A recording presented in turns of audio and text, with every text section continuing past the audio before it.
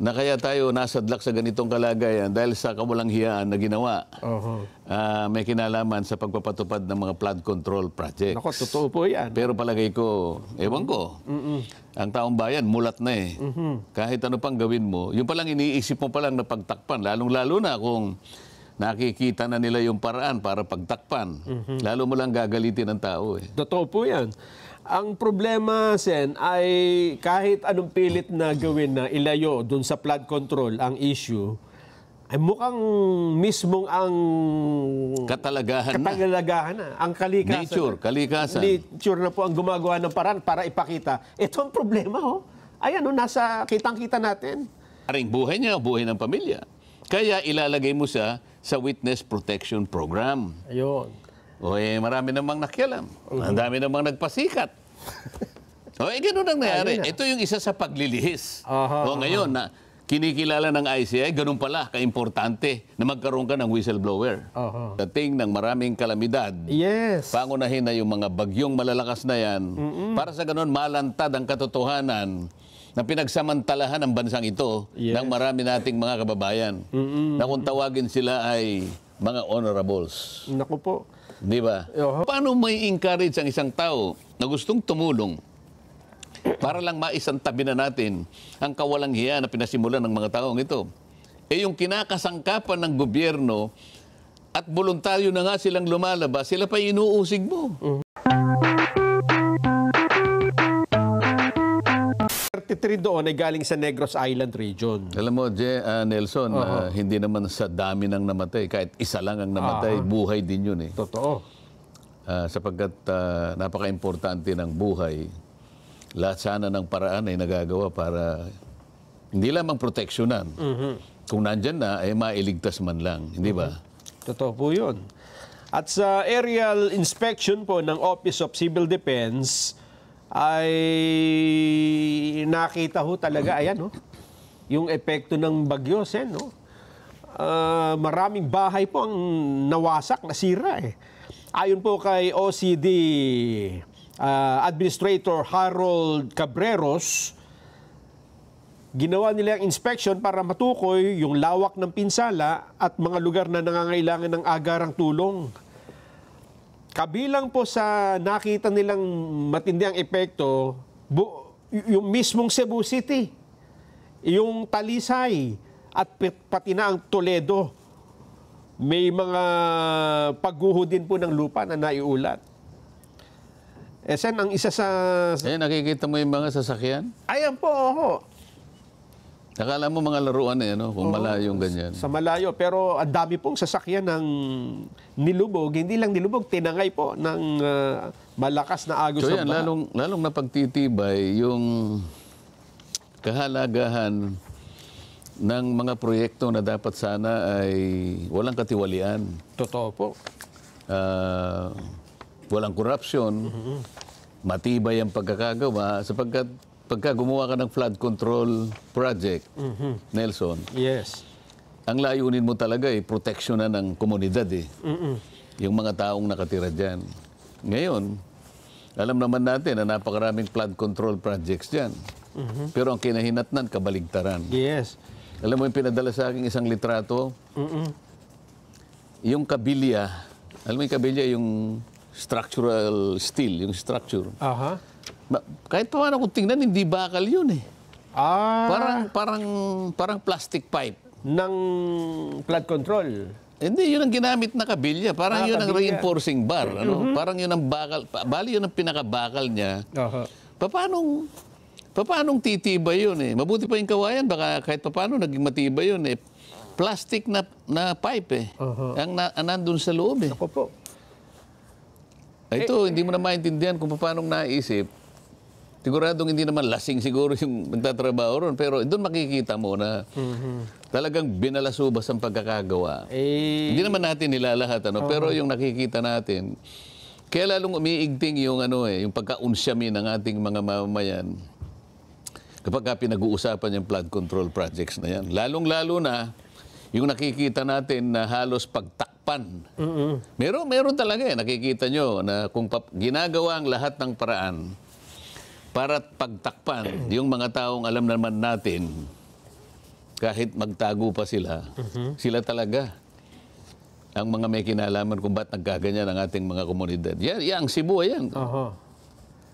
Diyan lang po sa mismong Cebu, yung nangyari na yan, kitang-kita, pati ng mga residente, alam nila na yung flood control na nakatayo, nasira, at yung tubig sa halip na dumiretso doon sa mga bahay, kaya abilis umakyat ng tubig baha.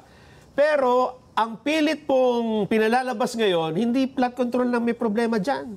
Yan eh, dahil doon sa mga kung ano-anong project na ginagawang Sen, ibig sabihin talaga may effort na ilayo ang iligaw doon sa tungkol mismo sa flood control. Talagang iniisip na nila yung mga paraan para sa ganon ay mailayo sa taong bayan yung pinakabuod ng pinag-uusapan ngayon na kaya tayo nasadlak sa ganitong kalagayan dahil sa kawalang hiyaan na ginawa.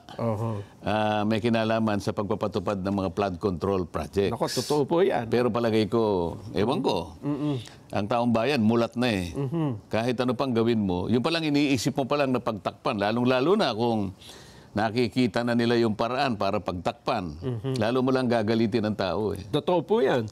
Ang problema, Sen, ay kahit anong pilit na gawin na ilayo dun sa flood control ang issue, ay mukhang mismong ang katalagahan na. Ang kalikasan. Nature na po ang gumagawa ng paraan para ipakita. Ito ang problema, Ayan, nasa kitang-kita natin. At isa pa, pagkatapos ng Bagyong Tino, eto pa, Sen, mukhang dito, marami pang flood control project ang masusubukan kung talagang matibay o kung talagang ginastusan ng totoo batay sa halaga. At ginawa batay sa mga tuntunin. Yes. Kasi may mga specification, may material specification, merong design, merong plano. Para sa ganun, masiguro mo yung integridad ng structure. Ito po masusubukan na naman dahil pagkatapos ng Bagyong Tino, parating naman po ang mas malakas na bagyo.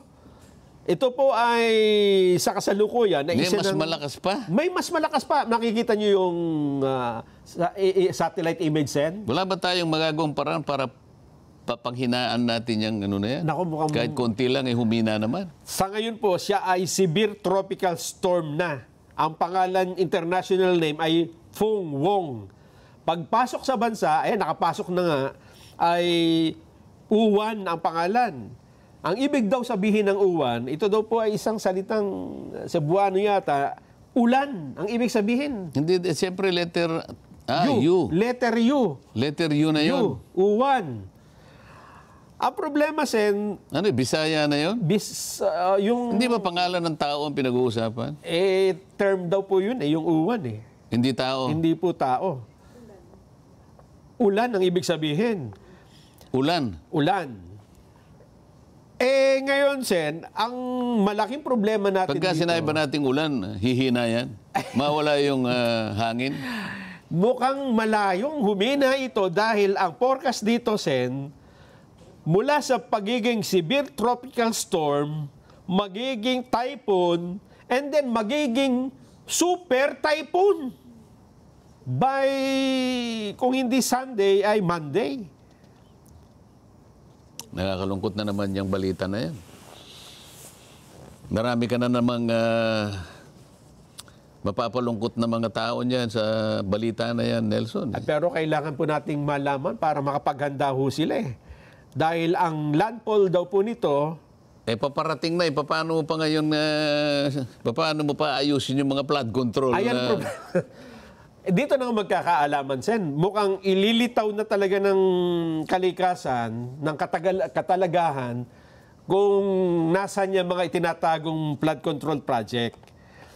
Ang isa daw ho na posibleng bagsakan o kung saan maglalandfall ang Bagyong Uwan ay either sa pagitan ng Isabela at Aurora.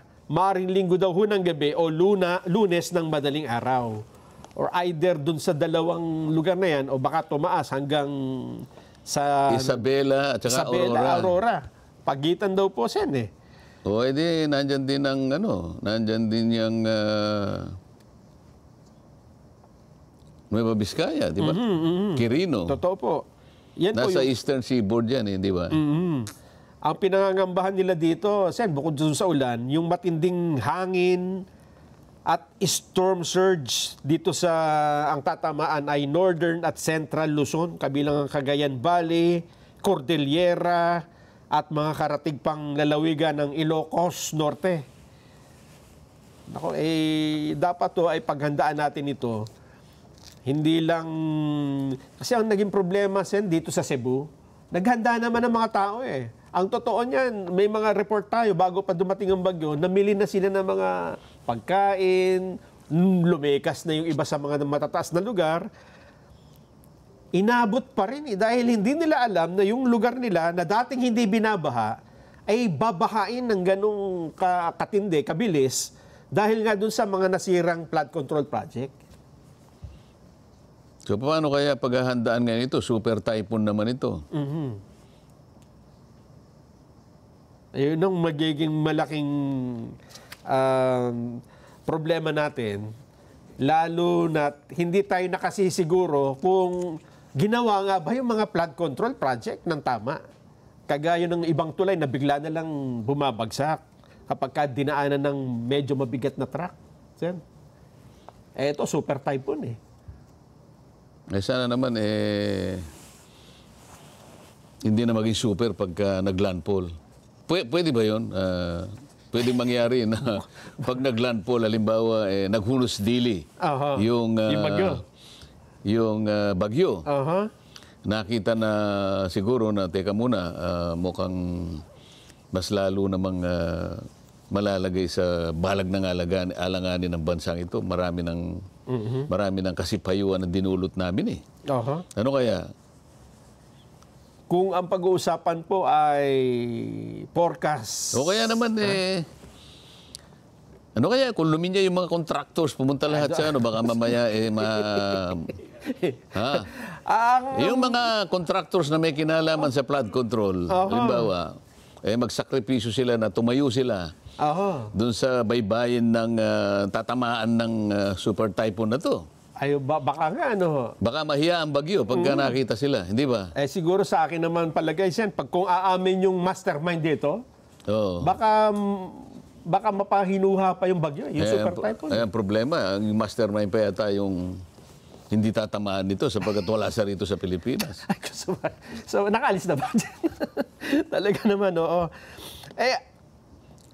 Kaya naman sa ngayon, kaya hindi natin may alisin ang usapin sa flood control dahil sa tuwing paulit-ulit na ipinaalala sa atin ng kalikasan sa pamagitan ng pagdating ng maraming kalamidad. Yes. Pangunahin na yung mga bagyong malalakas na yan para sa ganun malantad ang katotohanan na pinagsamantalahan ng bansang ito ng marami nating mga kababayan na kung tawagin sila ay mga honorables. Naku po.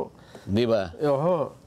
Ano po ang kahihinap na natin? Alam mo, sila pa ngayon ang akala mo walang kasalanan di ba? Para namang hindi mo nakikita sa social media pilit na iniiwas, pilit na isinisinsay, pilit na inililigaw. Kunyari, ito yung daanan ng bagyo, di ba?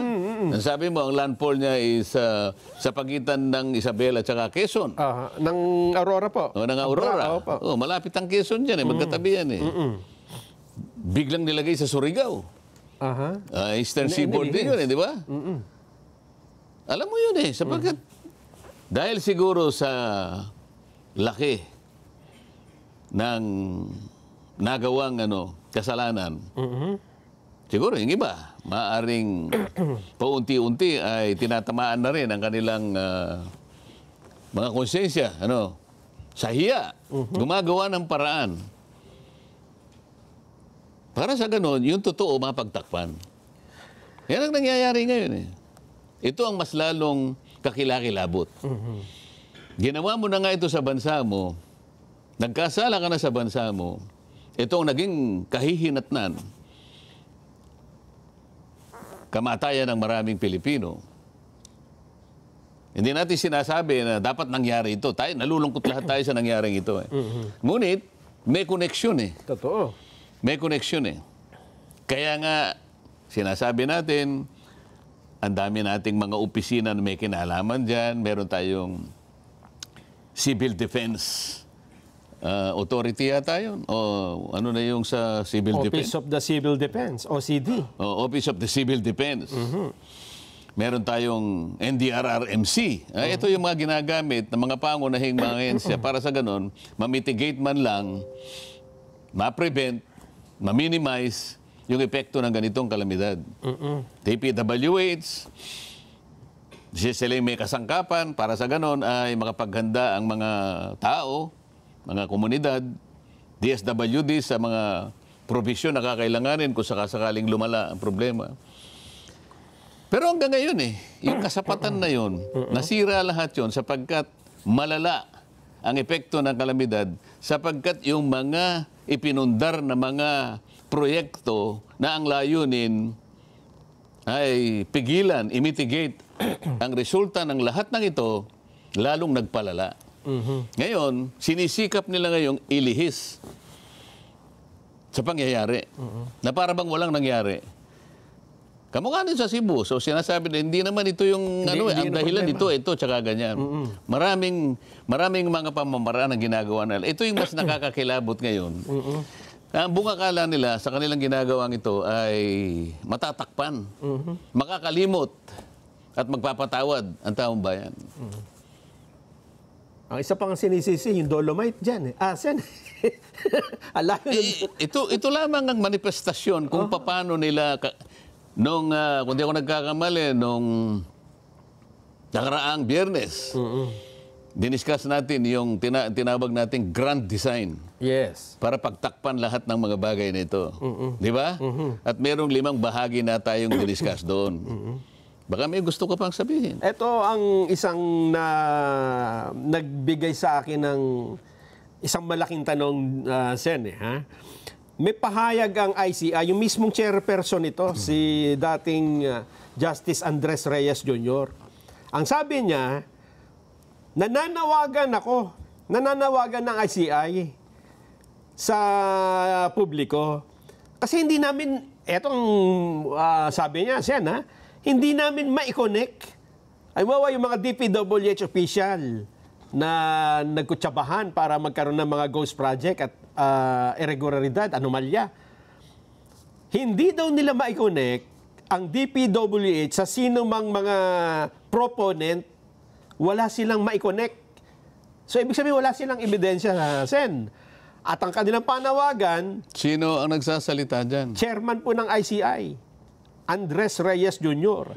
Kaya ang kanyang sabi, nananawagan kami sa lahat na ng posibleng may alam, whistleblower, lumapit kayo sa komisyon, tumulong kayo sa pangalap ng ebidensya. So naghahanap ng whistleblower. Opo, ang ICI. Di ba yung Blue Ribbon Committee, noong panahon ko, nakahanap ako ng whistleblower Ay nga, tama. Ayaw naman nila suportahan. Si una nun, yung mag-asawang Diskaya. Yun lang kasi ang paraan. Mabuti na lang, ngayon, nararamdaman ng ICI yung hirap kung paano kumonekta. Kung totoong nahihirapan sila, hindi ko sinasabing nahihirapan. Kung totoong nahihirapan sila na i-connect yung isang opisina sa isang proponent, nasa sa inyo yun di ba? Kaya lang, dito mapapatunayan, sapagkat nananawagan sila sa tulong ng sino mang whistleblower, sapagkat whistleblower lang talaga ang makapagsasabi, makapagtuturo. Dahil yung whistleblower, kasama siya doon sa katiwalian. Nakita niya. O ngayon, dahil mga contractors naman, inaamin na may kinalaman sila at sila naman ang pangunahing kasangkapan para isakatuparan yung pagpapagawa, pagtatapos ng mga flood control. Ang nangyari nga lang, hindi naman ginawa sang-ayon doon sa design, sang-ayon sa specification, at sang-ayon sa materialis na kailangan. Hingi pa nga, multo pa nga, hindi ba?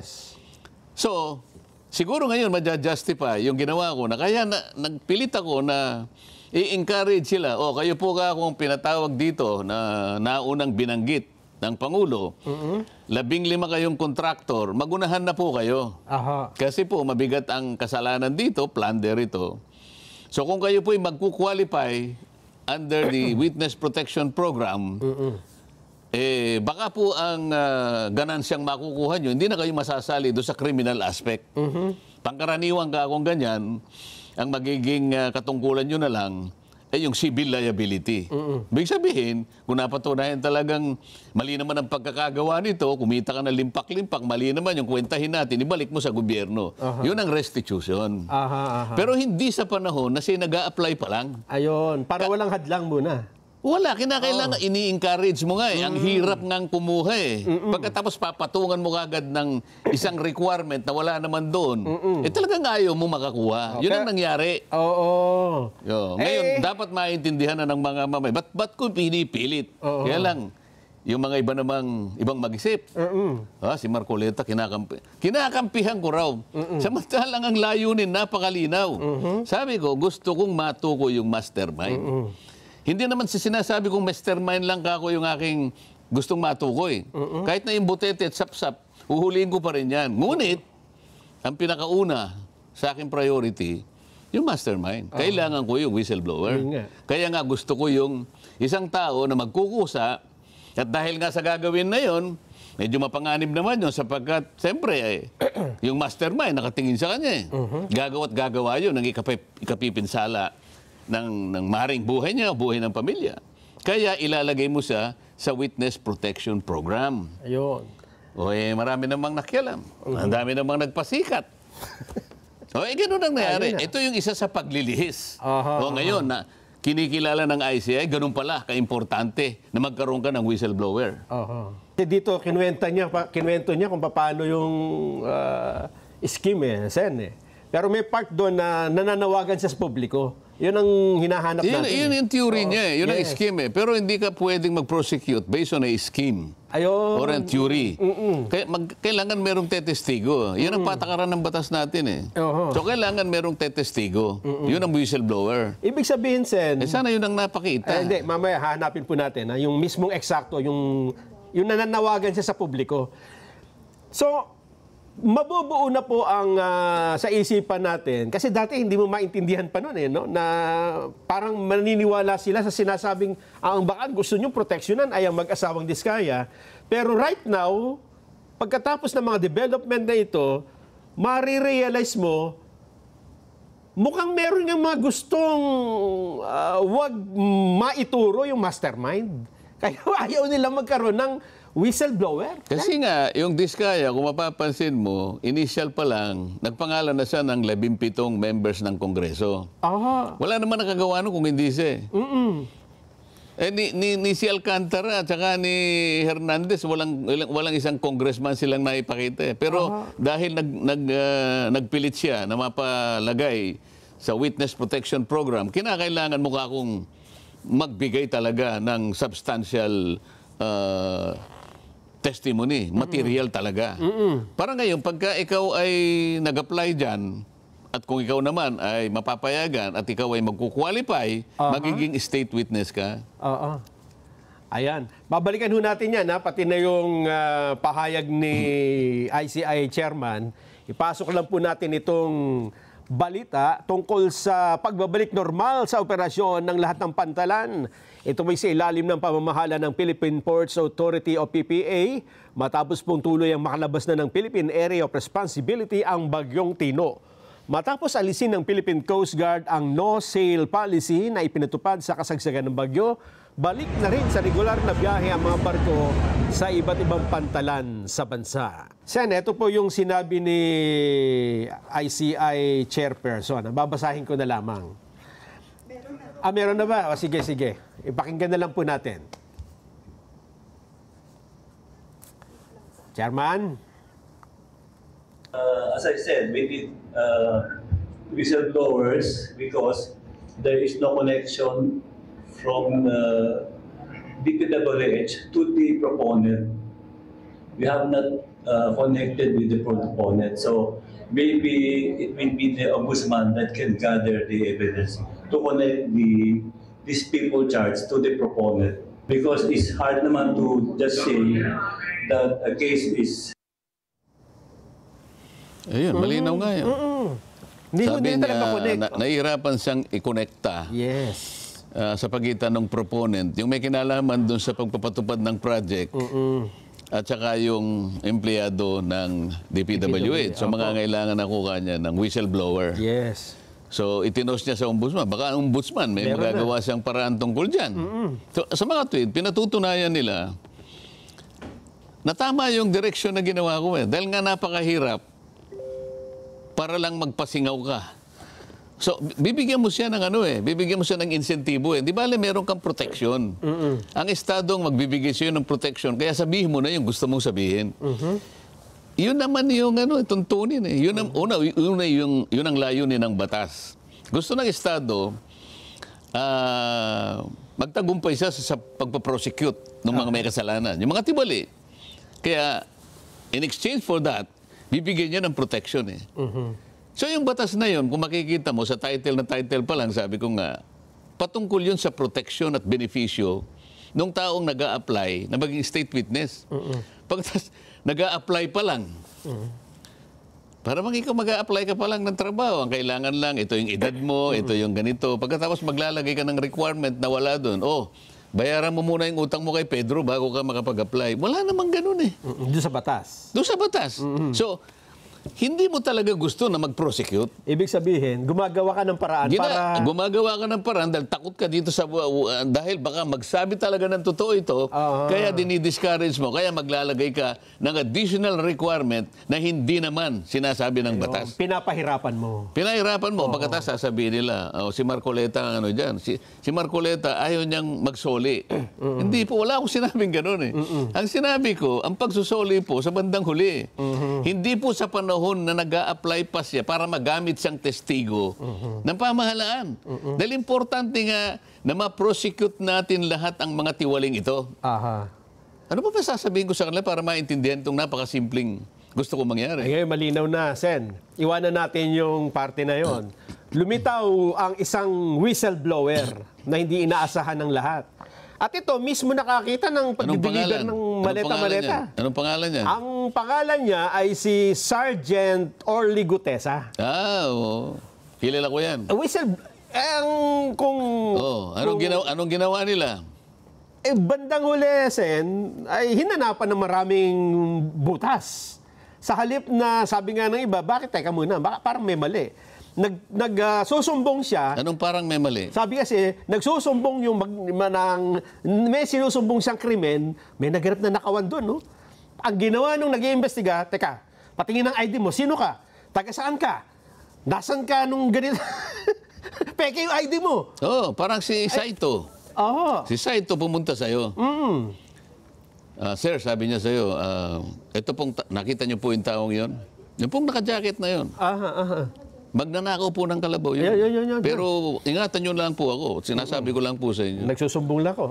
Ang ginawa mo kay Saito, halika rito. Kagaya na sinabi mo, taga saan ka? May asawa ka ba? Para ba siyang uusigin mo pa sasabihin niya, Mariosep naman na tao to. Tumutulong na ako sa Estado para ang komunidad ay maging protektado, mawala yung magnanakaw ng kalabaw. Ako pa pala. Ako pala ang babalikan nito. So paano may encourage ang isang tao na gustong tumulong para lang maisantabi na natin ang kawalang hiya na pinasimulan ng mga taong ito?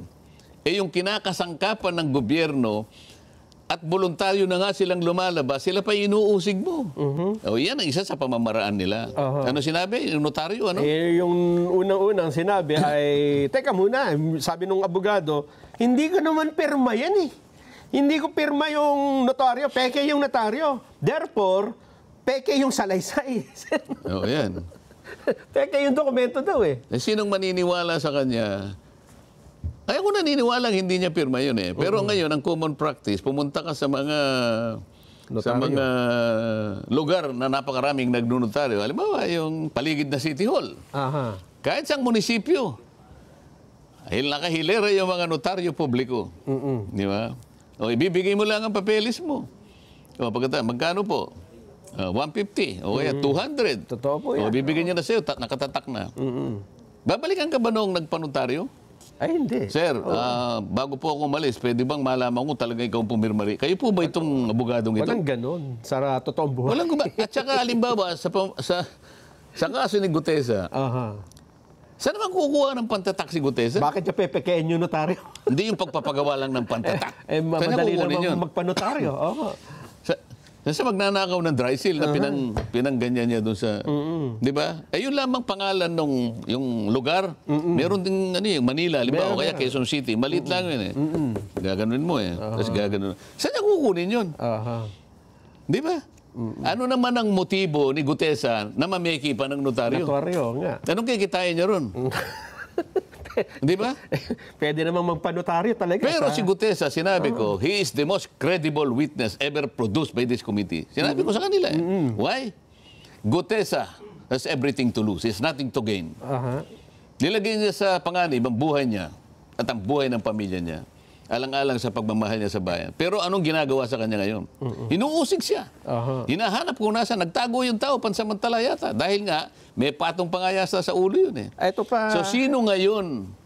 Sino ngayon? Hindi pa ba nahalata ng taong bayan? Yung talagang gustong magsabi. Kung nasaan yung pinakamalaking isda, yun ang pinagtatakpan. Yun ang inuusig. Yun ang ayaw suportahan.